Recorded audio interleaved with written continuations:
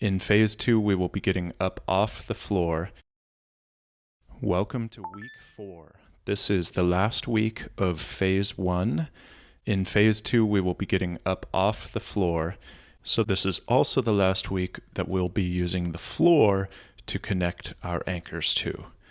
So this is a great opportunity to become more familiar with your anchors, because when we get up off the floor, you're going to need that familiarity to be able to connect to your anchors without the aid of the floor. So as you can see here, I'm connected to my back anchor because there's no rib flare. That means the bottom of my rib cage is connected to the floor. If your chin is jutting out like this, that means that your neck is in a backward bent position. Lengthen your neck in the back.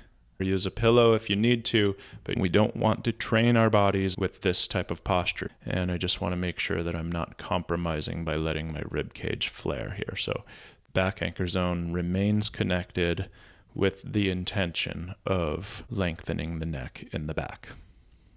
Once we get the positioning down, as always, it's important to make sure that you can take deep breaths while maintaining those connections. The deep breaths are a great sign to your body that you're able to fully perform a task without too much strain.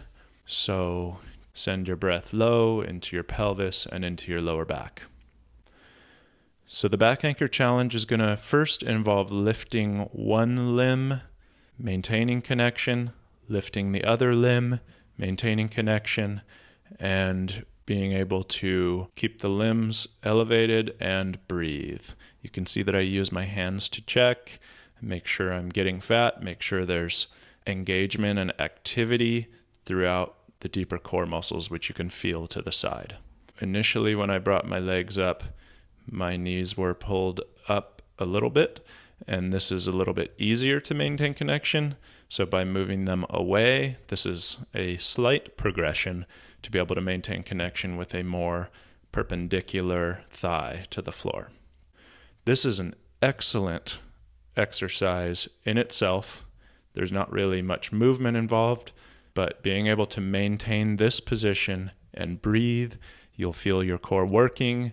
This is an opportunity for core strengthening and endurance, which is what posture is. The next progression of this exercise is going to involve lowering one leg. You're going to just touch your heel to the floor and bring it back up. The bottom of my rib cage in the back stays connected to the floor the entire exercise.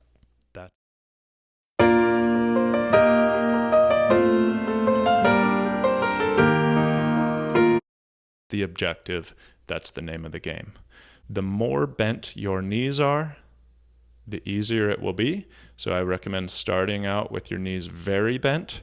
So as we're lowering one limb at a time, just a light touch, there is strong engagement in your core throughout. The back anchor zone is connected strongly to the floor throughout.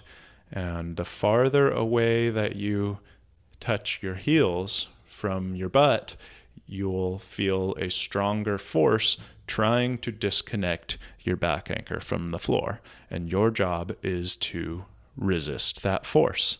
And so you'll want to touch your heel down only as far as you can confidently know that you can maintain connection throughout the entire movement. As you get stronger, you can experiment with touching your heel down a little farther from your butt and being able to confidently secure a strong connection to the floor.